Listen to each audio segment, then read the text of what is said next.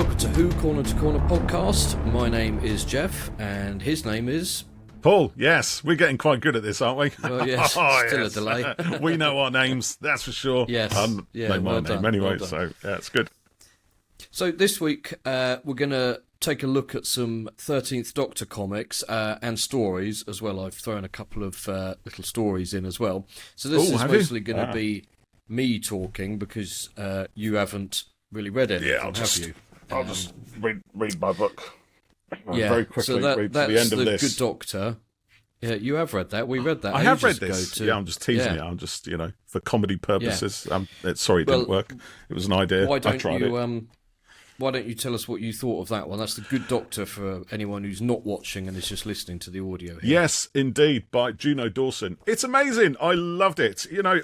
I've always been quite sceptical about the modern Doctor Who novels because, my kind of history is with the Target novels growing up and all that, and they have huge nostalgia value for me, and that's a huge amount of what gives them their kind of energy and their, my connection to them. So with the modern Doctors, I haven't really connected with them in the same way because, I was a lot older when they started coming out. I was no longer a child, married, kids, job, etc., etc. So, my experience with Doctor Who in the 21st century is very different to my 20th century experience.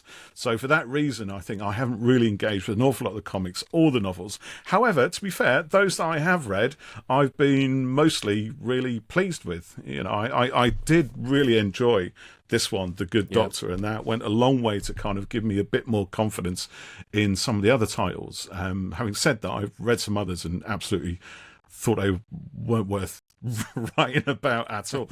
Not worth me getting out of bed and spending any sort of time on. So they're very varied, I think. They're written for various different audiences. So some of those audiences don't necessarily include me, and that's not a bad thing at all because I'm an old git. So that's all good. The future of the show, and the next generation is what matters. Yeah. The Good Doctor is a really good book and has quite an interesting kind of central idea to it, and there's a little bit of a twist on the title of it.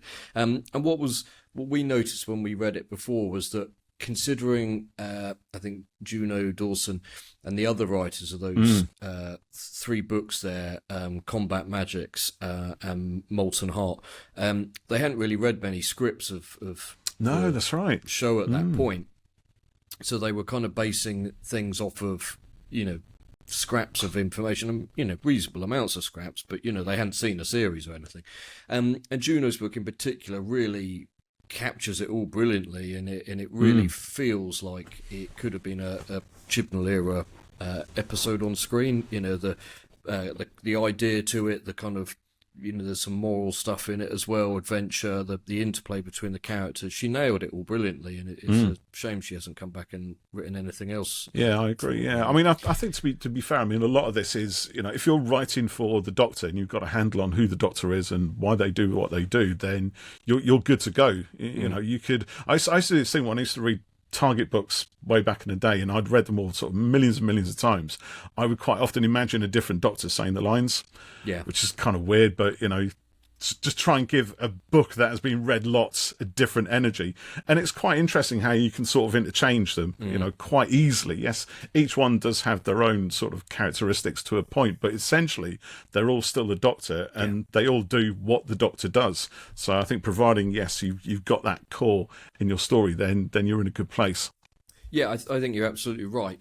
Once you've got your story down, then you can fit the Doctor and the companions and their things into it. So that side of it is all kind of, reasonably the same. But then, you've just got to adapt them to fit, the Doctor's persona. So if you're writing 12 or 6, they might be a bit more angry and arrogant, perhaps a little less patient than 13, but essentially they are the Doctors. So. Yeah, exactly, yeah. So The Good Doctor is a great book, and as 13 fans will often lament, there was only ever 3 books like that came out. Normally in the new series, there's been 3 books, 3 new novels per series, and they didn't do any for 12, and 13 was, Flux was obviously so kind of self-contained that and COVID and everything, probably, to be fair, books were the least of their concerns. And I think that, having spoken to various authors, for the podcast, they didn't do any to accompany Series 12 because it had such big revelations in it that the production team wanted to kind of keep it all self-contained within that and not have kind of other things going off on the side. And then, so COVID and Flux and stuff, it was kind of not really workable to fit it all into that, really. But we did discover, having spoken to an author a little while ago, that there were plans for a 13th Doctor multimedia series, weren't there? Books that's right. Yeah, that was Esme, wasn't it? Jakimi Pearson, who wrote the Church on Ruby Road novelisation. Right, yeah, because she was drafted in to do that originally, and it didn't pan out. That would have been quite interesting, perhaps. Yeah. So maybe one day it'll resurface. Maybe one day. Although I think, to be fair, they've yet to crack that. How that works, because we had instead, didn't we? We had Time Lord Victorious, which was a kind of a multi-platform media event, much hyped, and then we had the thing with the assassin, Doomsday. Yeah. Neither of which seemed to set the world alight, to be honest. So, I think that's still a work in progress. I think sometimes just write a book and let it be a book. Yeah. Write a comic, let it be a comic. These multimedia things are almost sort of they just don't really work, really, because you've got audios, comics, something in a game, a couple of books maybe, whatever else, and it's all sort of part of a story. Yeah. But like with Time Lord Victorious, and I've said this before on the podcast, you only really needed to read the two books that came out, and you got it. Everything else was sort of ancillary stuff that happened, prior to and then leading up into moments in the books, and it was good, but I didn't need it all. Didn't need it all. No. If you listen to the audios only, you had a solid story. Yeah. But it was then sort of, disconnected from its goal, and so that one started out with a bit of a bang and ended with a whimper, as I always say. Well, just wait until they refresh the marketing team, and the new marketing team will come up with a great idea about doing a cross-platform Doctor Who story that spans all kind of different media and tells a wide, epic, galaxy-changing thing. So we'll wait until, and they might get it right one day. Surely workable somehow, but you shouldn't be not that they're forcing you to, but you shouldn't have to spend 200 quid to get all the different elements of it. I think that's part of it as well, isn't it? There's a cost to these things. We both got jobs, although they're not particularly highly paid. But we can generally sort of buy a book or something. But would you really want to? I don't know. Say you don't really do audios, for a reason. There might be a reason why you just don't do audios. You're potentially missing out on a part of the story, aren't you? And there's always that aspect to these cross-platform things as well. That kind of fear of missing out syndrome, FOMO, and what have you. So so then you maybe don't bother buying any of it, because if you're going to miss out a part of it, what's the point of you might as well miss out on all of it. Well, that was it with Doomsday. I mean, it didn't really appeal anyway. But I thought, I'm not going to just buy bits of it, so I didn't bother with any of it. Yeah. And the response to it, I was like, oh, well, I made the right choice there. Anyway, we're here to talk about other stuff today. So we've billed this as top 5 comic stories, but I'm going to start with a book, because it's our podcast and I can. So I'm going to bring up the Adventures in Lockdown book, which came out during lockdown, or maybe it was afterwards, but these were a series of short stories that were released online during lockdown, and then this book has got a few extra new stories in that maybe weren't published at the time. So you've got a message from the Doctor in here, which is a transcript of the cupboard scene that Jodie filmed during lockdown, and then you've got authors in here whose names you might recognise, including Chris Chibnall, Stephen Moffat, Russell T Davis, Joy Wilkinson, Vinay Patel, Pete McTighe, how do you pronounce his surname? Pete McTighe. Who's T? McTighe, don't know. Paul Cornell, Mark Gatiss, Stephen Moffat again, and Russell T Davies. So this is a really kind of who's who of who people. Who's who of who's who? Who's your who? We've also got artwork by Lee Binding, Mike Collins, Sophie Cowdray, Sonia Leong, Valentino Mozzo, Chris Riddell, Adrian Salmon, David Wardle, and Richard L. So some names impressive that, lineup you might well know there. So you've got some really cool images here. Lovely. The Doctor and the Jadoon fist bumping. So this whole book is very well worth getting. But what I wanted to bring up in it was two stories, really. Let me find the first one. Is Press Play, which is written by Pete McTighe. And this is a story that, it's not very long, this one. But there's a drawing here. And this features 13 in her TARDIS on her own, and a sort of holographic memory of Susan triggers. That was supposed to be. Yeah, the Doctor's feeling quite miserable and lonely, and it turns out that Susan has recorded this message for the Doctor to come up at a point when the Doctor needs some cheering up and a reminder of, you know, all the friends that she's had, all the people that have loved her, or, you know, him, and the adventures that they've had. And it turns out that Susan has sort of been recording all the adventures for the Doctor to be able to watch back over time. So they have things like Crisis on Poosh, Genesis of the Daleks, Attack of the Postman, The Time Lash, 100,000 BC, aka An Unearthly Child, aka The One in the Stone Age, and the intelligent labelling system has gone a bit wrong, and there's also a little gag about some of them haven't recorded properly and are not watchable at the moment. So that's nice. A really nice story that kind of connected, you know, the start to the present day. So that one is definitely worth reading, and I do believe that there's I think someone might have done an animated version of that on YouTube, perhaps with figures or lovely, you know, something like that. Yeah. So there's another particularly good story in here, which is The Terror of the Umpty-Ums, and it's written by The Moth. Oh, I did read that one. I read it when it was out. When it was out during lockdown. That was good. Yeah, maybe it came out on the website or something. I'm not sure where they all came out from, but it's quite it's typically quite a clever one, isn't it? And it's also quite meta as well, and you know, incorporates the theme tune and the show itself within this as well. And you know, when the Umpty-Ums start, what does it say? Just see if I can find it. The Doctor. Where was it? Hold on, let me find it. The Umpty-Ums. That's the noise of the monsters, but then it goes woo, and I think the woo is me riding to the rescue. So it starts out with a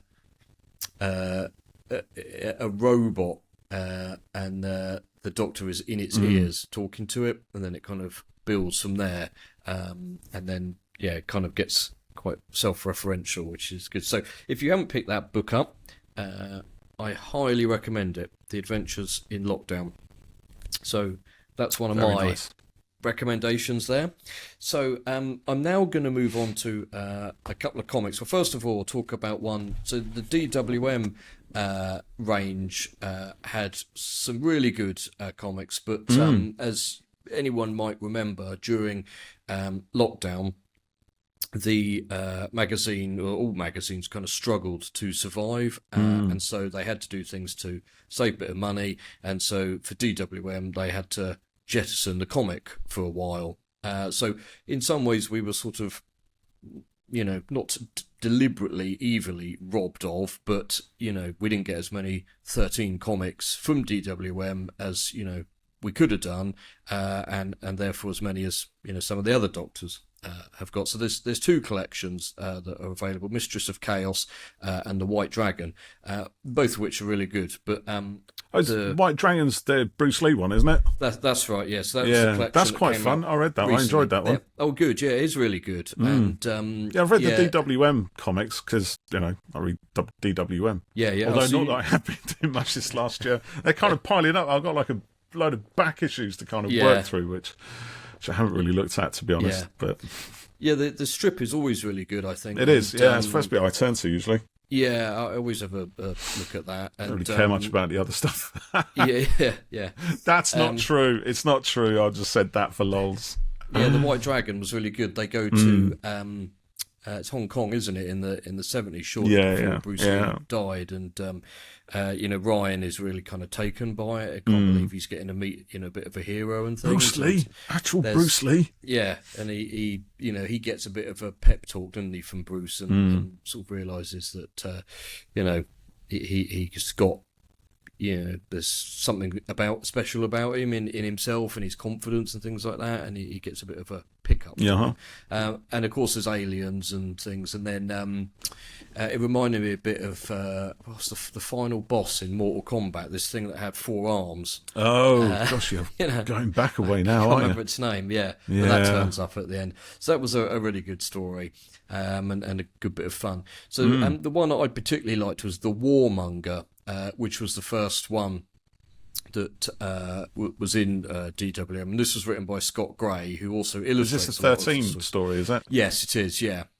And this one is about the Doctor and Fam arrive on a planet called Gatan, and it's kind of been destroyed in war and everything, and they find that there's what do they call it, the Freedom Thoughtcasting Network is taking over and kind of broadcasting things for people to watch, and fights, this ongoing fight between these two kind of superior warriors of these races that were long lost on there. They're the only surviving members on the planet. I don't remember it.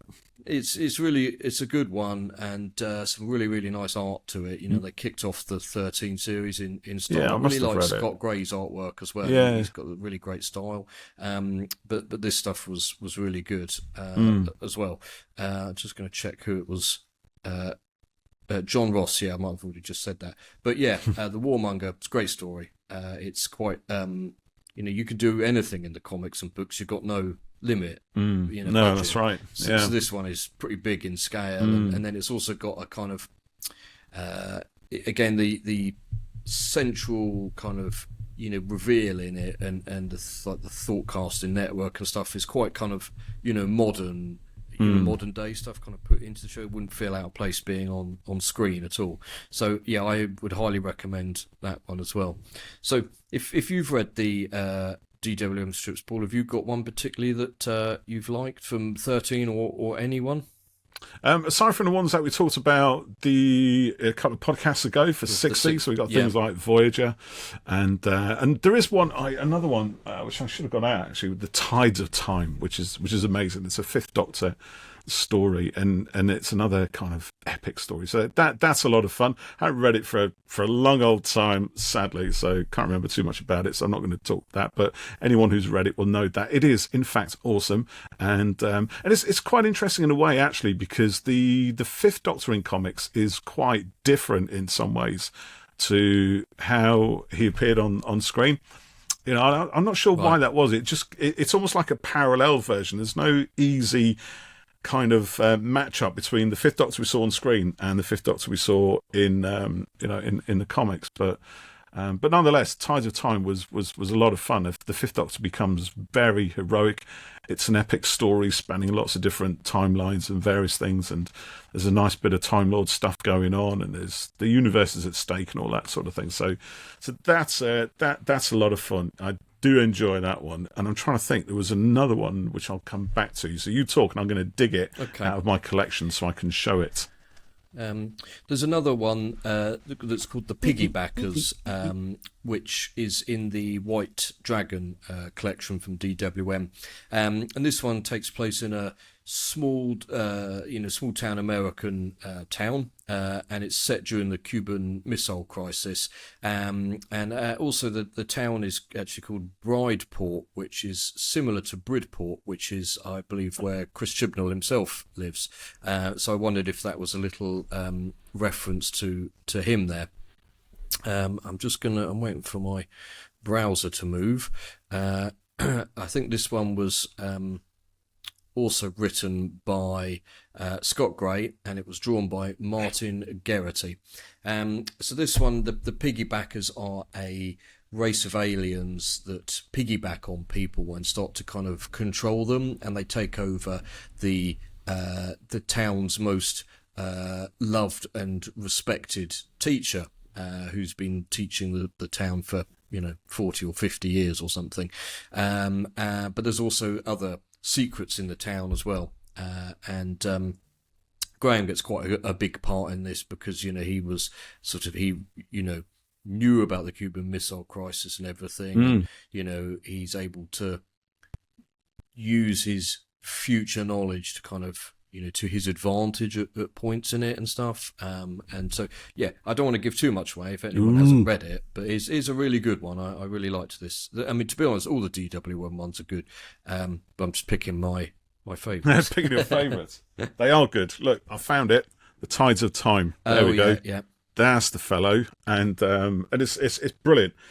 Interestingly, you've also got this dude appearing as well, Shade. This is quite good. Now, Shade's a very sort of enigmatic character who flits in and out of the Doctor's life, in the comics at least anyway, and also actually comes back, I believe, in an Eighth Doctor story, or throughout the Eighth Doctor stories. Now, this one here, The Flood, is amazing. That's another great one. This also appeared in DWM, and it's the title story is just amazing. It's all about Cybermen, and the art in that story is, I believe, Adrian Salmon, who did a lot of those, and it's just astonishing. Here we go. I'll find you a lovely picture for it here.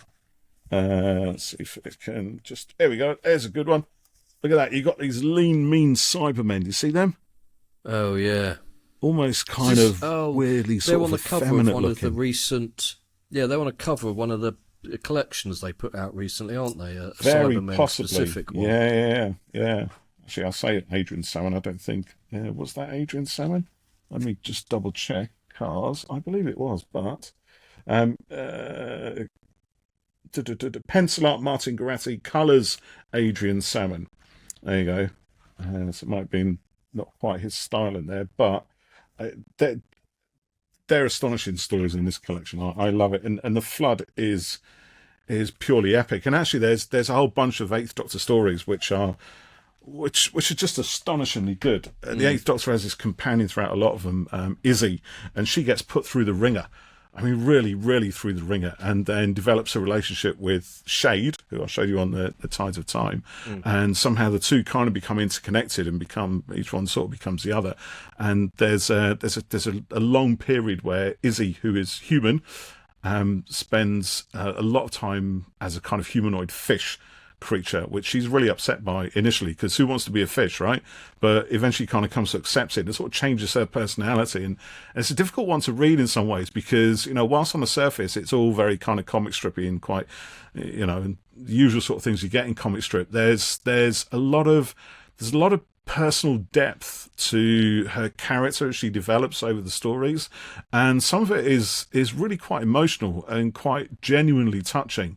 And this is something I really enjoy about a lot of the Eighth Doctor stories, and is the fact that, because we never saw much of him on TV, so I was really reading as much as I could in comics, books, audios, and what have you. So yeah, and it's like you kind of get lots and lots of different companions, lots of different stories, lots of different big arcs, and things happen to those companions because they're all original. We never saw any of them on TV at all, yeah. So the writers could kind of take these people to places that we would never see, and push them kind of through the pain barrier and beyond. So there's some really interesting stuff going on there, and the Flood and that collection is quite extraordinary. In fact, I mean, because there was a long time for the Eighth Doctor stories in DWM, wasn't there? So if you think, so we had the first ones in Probably, 1996, and they didn't change. It was always the Eighth Doctor for what, almost like a 9-year period until 2005. So there's a lot of really cracking Eighth Doctor stories, and a lot of those have quite long narrative arcs as well. So things that happen in one story will reappear in other stories and be closed off and redevelop, and it's just amazing. That there's one story called Ouroboros, like a snake eating its own tail, and that features in in the title story as a giant spaceship or entity kind of thing, and that kind of in a lot of ways becomes a kind of continuing metaphor for a lot of the Eighth Doctor comic strips. They're the fact that they're kind of cyclical and they kind of repeat different themes and then expand and kind of push them on, and it's just massively complex, wonderfully epic, beautifully illustrated, because obviously all of that. I mean, this is just short, but look at it all. It's gorgeous, isn't it? Yeah, DWM art is just good. Gorge. Yeah. Look at it all. Wow, amazing. Love all that. So yes, there you go. That's one of my highly recommended for sure. Brilliant. Eighth Doctor comic strips, graphic novels. I've got Call it what you will. Quite a lot of the 10th, 11th, and 12th Doctor DWM stuff at home as well. There's great stuff in there as well. So I want to move on to another comic here. This is from the Titan range. So this is Time Out of Mind. I had to remember. Time Out of... What is it? Time Out of Mind. Time Out of Mind. So this is a Christmas sort of themed one they did, written by Jodie Houser, who did quite a lot of the 13th Doctor stuff. Oh, okay. And drawn by Roberta Ingranata. So this actually kind of has an initial... let me see if I can move this here. So some fantastic art here. Oh, lovely. Yes, really I can see it. Kind of capturing Jodie and the fam well there. And then this one has an initial story where the Doctor takes the fam to a fun fair to have a bit of a relax and just have a bit of fun before they obviously discover something a bit nefarious going on. And then it carries on, and the art shift. This is Roberta Ingranata's work here, so it's a bit more stylized, but there's some really good kind of stylized cartoon expressions going on there. So this story carries on directly from the first part, and the Doctor and the fam discover that their memories of going to this fun fair are all different. So someone or something has fiddled with all of their memories. So they do a bit that could happen. Well, yeah, it could do, yeah. So they do a little bit of investigation, and then they transport themselves to this place, if you can see. So like a little town in the middle of a desert there. Yeah. And they go and knock on very small door, look, to get in, and we discover that there is a little alien. A little alien. Look at him there, with his big eyes and his big green face. Yeah, he's quite classic alien looking. But we discover that the memories have been fiddled with, and it's not the first time the Doctor and the fam have been to this place. And then Father Christmas is there. Of course, because why would he not be? Yeah, well, he was last seen in the North Pole research place. And then I'm not going to give much away, but it all kind of goes from there. And there's lots of very Christmassy things going on. I'm just trying to find a picture if I can show you. And then at the end, there's a bit of a twist about the Santa and why he's there. Maybe if you can see this. So the Doctor is wearing Christmas lights around their neck there, and so is Yaz. That's funny. They all have to wear them, but they use it as a sort of psychic blocker so that their memories can't get messed with again. Yeah. So this is a really good a really, really good I'll have to story. give that one a read. Yeah, I definitely, I highly recommend it. And quite a lot of these collection books have the alternate, cover art in the back of them as well. And this one had two that I really liked. Marvel have done this as well. These kind of figure packet Very covers. nice. So these are obviously based on the character, figures and packaging. So that was really nice. So another one that I would like to bring up is alternating current, and as was fairly standard during quite a lot of the 13th Doctor era, she had a cameo companion that you can see there. Look who it is, Mr. 10. What's that one called? Alternating Current. So this is by Jodie Houser again and Roberta Ingranata. And if I show you the back... Sea Devil. Ooh. So this is a story that involves... actually, it's also got somebody else in it, a sort of alternative version. But you've got... Sea Devils are in it. It's kind of futuristic, apocalyptic London. But then... we end up with let me just see if I can find another picture. This is kind of fairly big fan pleasing thing because you've got 10 in it. A giant full page of 10. Splash. You've got a rose, not our rose, but an alternate rose in it as well. And you've also got for fans Jackie and Pete as well. Oh yeah. Doesn't look anything like mine, but alternative, like you said. Very stylised here. And then you've also got the return of the Skithra, a version of the Skithra here as well. So the plot here is a paradox of the 10th and 13th Doctors meeting has caused a radical rewrite of history. Sea Devils have taken over the Earth. Rose Tyler leads to human resistance, but there's more going on than meets the eye. Can the Doctors reunite, defeat their enemies, and bring reality back to normal?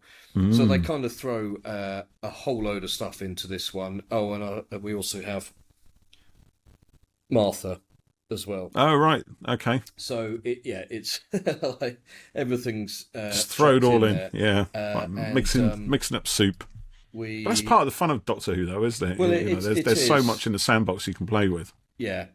So this is a really good one as well. A lot of fun. They did the book prior to that is called A Little Help from My Friends. Right. And that is where 10, it sort of takes place within Blink when 10 and Martha are stuck in London in the 60s and 13 and the fam get involved.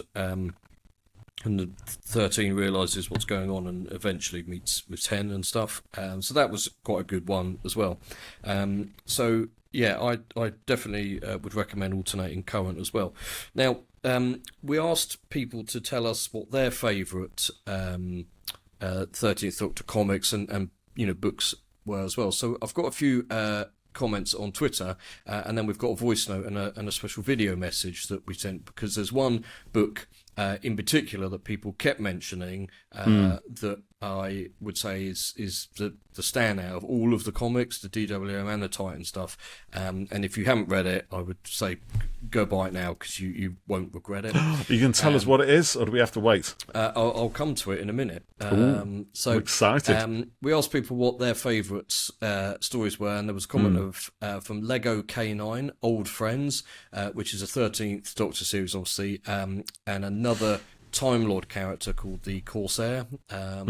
So that one is the one that's still waiting on its cliffhanger to be resolved. Right. But doesn't look like it's going to happen It's going to hang soon. Forever. A bit like Tripod Series 2. It's not coming anytime soon. Oscar Groucho says, I really like, and no, I'm not taking the Michael Douglas, the 13th Yuletide log.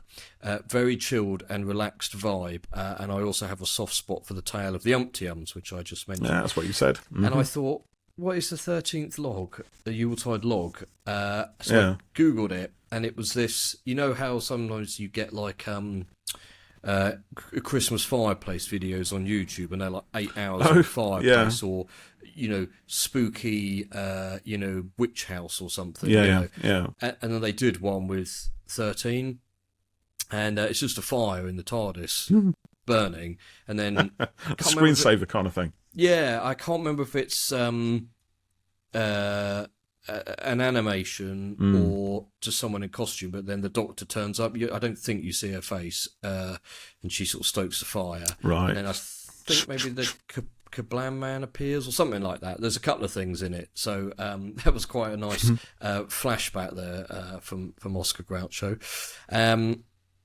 And then Andre, he says, book-wise, I'd have to say The Good Doctor, because of the twist and the humour. Combat Magics comes a very close second. And comics-wise, I love The Road to the 13th Doctor from beginning to end, and I love how the final page of her first comic book ends her final moments on TV. So that was the book, the comic that came out prior to the 13th Doctor series, starting both on TV and the comics as well. Is this a Titan story? Or? It is a Titan one, yeah. And it features all the other Doctors in, they're not all together, but they're in there as well. Interesting, yeah. So Space says, I feel like I might be a bit of an outlier, but I really enjoyed Molten Heart. It's my favourite of the 3 novels. I also really enjoyed Maze of Doom, and I thought The Secret in Vault 13 had such an interesting premise. So Maze of Doom and Secret in Vault 13 were 2 books that were aimed more at younger readers, well, teens, I suppose. But that's no reason not to read them. They're both really good.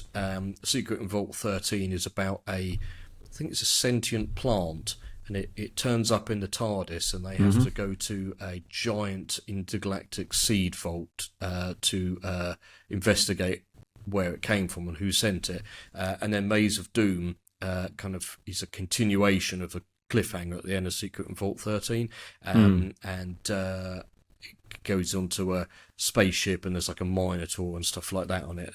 So that one was really good. And then Frudas says, I really enjoyed Combat Magics, maybe a bit darker and bigger scale than they could get away with on TV. So it's like I was saying earlier, you can do whatever you want in the books and the comics. So I haven't read them out there and omitted them from some replies, but there's been a lot of comments for Hidden Human History, which is a Titan comic, and this is a 13 story that to be honest, it's superb. It kind of involves a podcast that talks about human history and things that people have sort of forgotten about, and everyone's listening to it. And the Doctor is a bit puzzled by this because she's never heard of the podcast, never heard of the stuff that's going on in it. And then we discover that there's some aliens that are I think living on Earth, and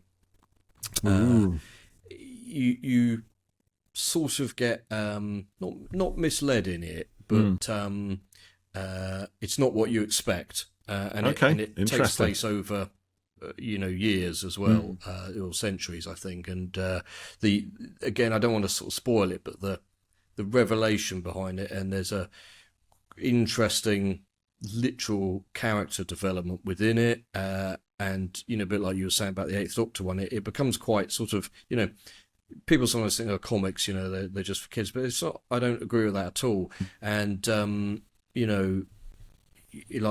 really like the artwork in comics and and stuff like that. Yeah. And this is one that has a quite a good emotional core to it.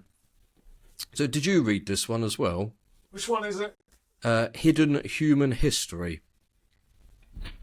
I was just getting some more stuff. No, I haven't read that one at all.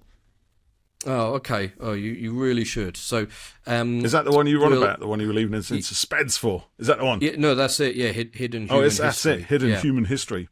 No, I haven't. So that's a Titan comic, is that? Yes. Yeah, you can get a collection of it. So it's absolutely brilliant. So I do believe we've got a couple of we've got a voice note, haven't we? And we've also got a special video message from someone. Why don't you play the voice note first, and let's see do what that. Marcus has to say. Are you ready? Here goes. I would say my favorite 13th Doctor story, looking at the post, you mean expanded media, right? In that case, I would say it is the novel Combat Magics. Just a really fun, very adventurous story. I say this as a fan of the episode, but the plot beats and the premise of the story, it is basically a better done, better realized version of The Witchfinders. Ooh. Oh, there you go. That's a challenge, isn't it? Yeah. So this one, Combat Magics, the fam arrive in Gaul in 451 AD, and there's a battle between Attila the Hun and the crumbling Roman Empire. Right. But there are supernatural forces at play as well. So we spoke to Steve Cole, the author of this one, we did, a while yes. ago, and he meant there was a question for him about that book specifically. She answered there's a horse in it, if I remember rightly, which he was quite fond of, I think. Yeah. So Combat Magics is great, and whilst our focus sort of here is more on comics, it's also worth recommending At Childhood's End, which is the 13th Doctor book written by Sophie Aldred. Ace and 13 meet. Sort of probably didn't actually happen in the end after Power of the Doctor, but it's still a great book. So it's a lot of fun, that one. It is really good, yeah. So, Paul, why don't you play the little video we've got from Katie Haynes, who is, as many of you know, a superb 13th Doctor cosplayer. She's also a 13th Doctor voice actor, has done a number of our audios, and is working on some more for us at the moment. And she's just super enthusiastic and brilliant all the time. So in the next couple of minutes, Katie's probably going to do a better job of recommending comics than we have. So let's hand over to her. Let's go. Hi! Now, you. Yes, you. No, not you. You're okay. I love your shirt, by the way. But you. And I'm only talking in a stern tone to set the tone. You haven't really done anything wrong. In fact, you're being really brilliant listening to Who Corner to Corner podcast. Truthfully. Hey. Why have you not picked any of these up yet? Seriously, why have you not bought the entirety of the 13th Doctor comic collection?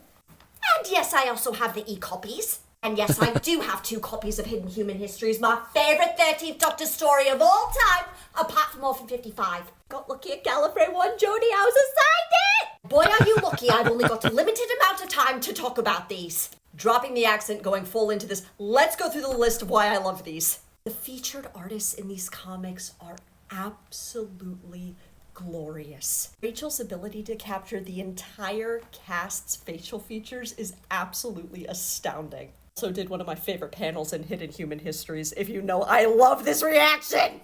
This style has such a warmth, and honestly, I know I just talked, this is my favorite comic. Like, out of all of them, all of the stories are strong. The overarching villain is he's an overarching villain of the week, but the individual stories in each of these arcs is so thoughtful and heartfelt. And particularly Hidden Human Histories, there is a theme in this comic which is dangerous but not evil. And it's so beautifully interwoven into this in particular, and I won't give anything away if you haven't read it. If you haven't read it, just stop watching me, listen to the entirety of the podcast, but stop watching me and buy this. Like, I will fork over money for people at conventions to buy this comic. It is my favorite panel of all time. This.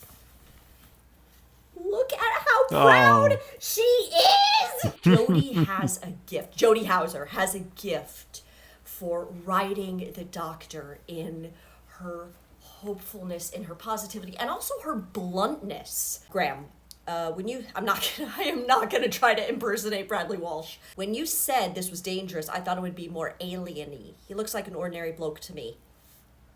Ordinary blokes can't be dangerous. There's a scene in this comic where she is fully in power, and she is putting one of the new characters in his place.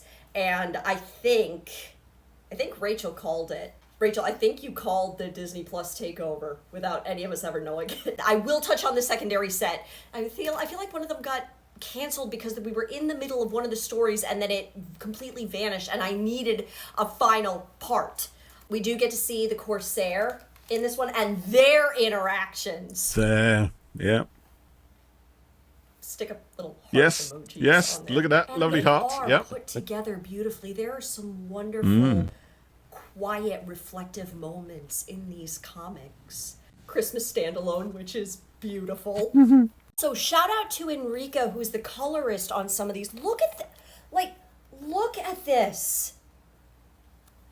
That's what you were talking about, wasn't it, Geoff? Yeah. These are absolutely. Where's the shot?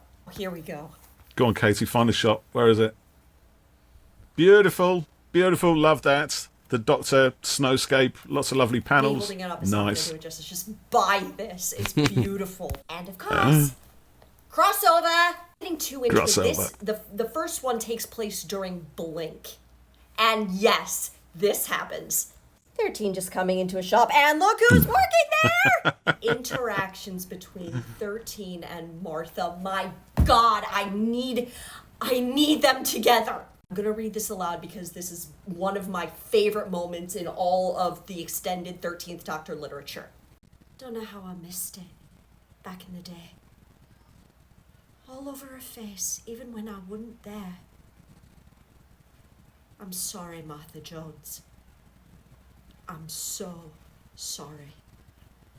I was really thick back then. He also had a serious gut punch in this, not only with the return of the Sea Devils, but of the Skithra. There she is.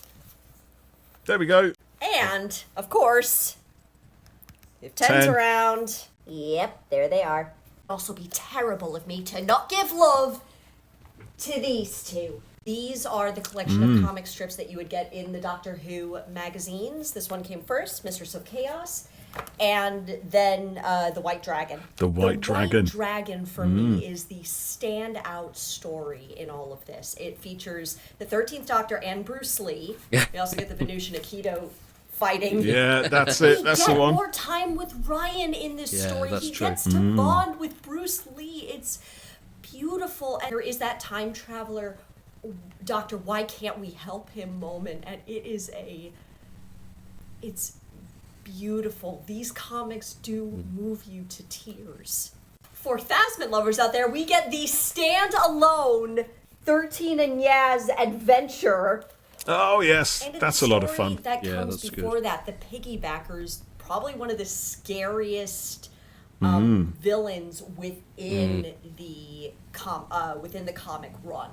In terms of all the comic arcs, I would say Mistress of Chaos is the most intense.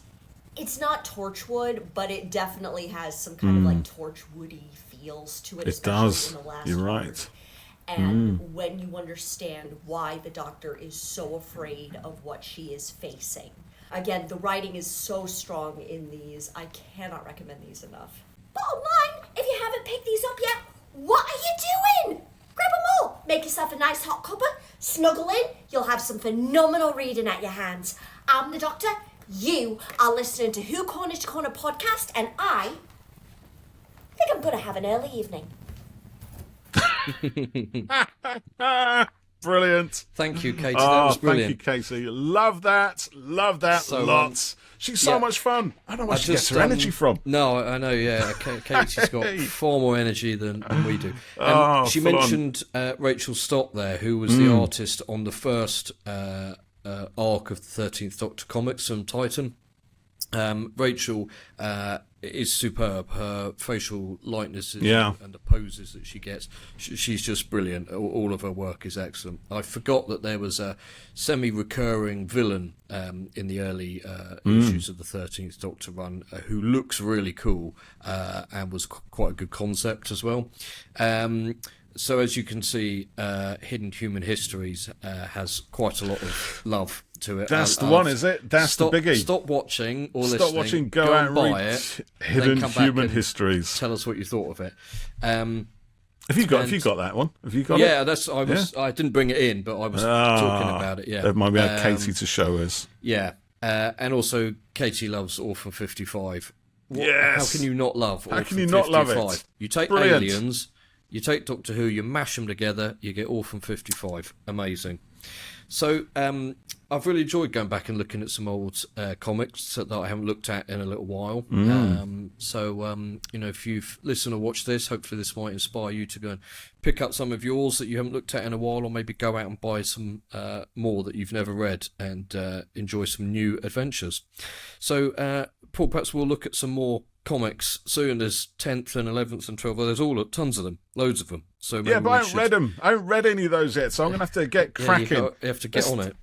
Don't forget my era, mate. 7th Doctor, Mask of Mandragora, not Mask of Mandragora, the other one, and all of that, Ground Zero and stuff. New Adventures. Talk about those. Honestly, anyone would think it was only 21st century Who that mattered. But no, it's all good fun. There's so much of it though, isn't it? That's the thing. It's huge amounts of stuff. So thank you very much for listening and watching. And if you sent in voice notes or commented online, thank you. And to Katie, thank you for your video. Hopefully more people will send speak pipes, voice notes, and video messages as well. Because we love those. So and stuff. Yeah. So on that note, we'll catch you next time. Indeed. Thank you for listening, everyone. See you next time on Who Corner to Corner. Bye for now.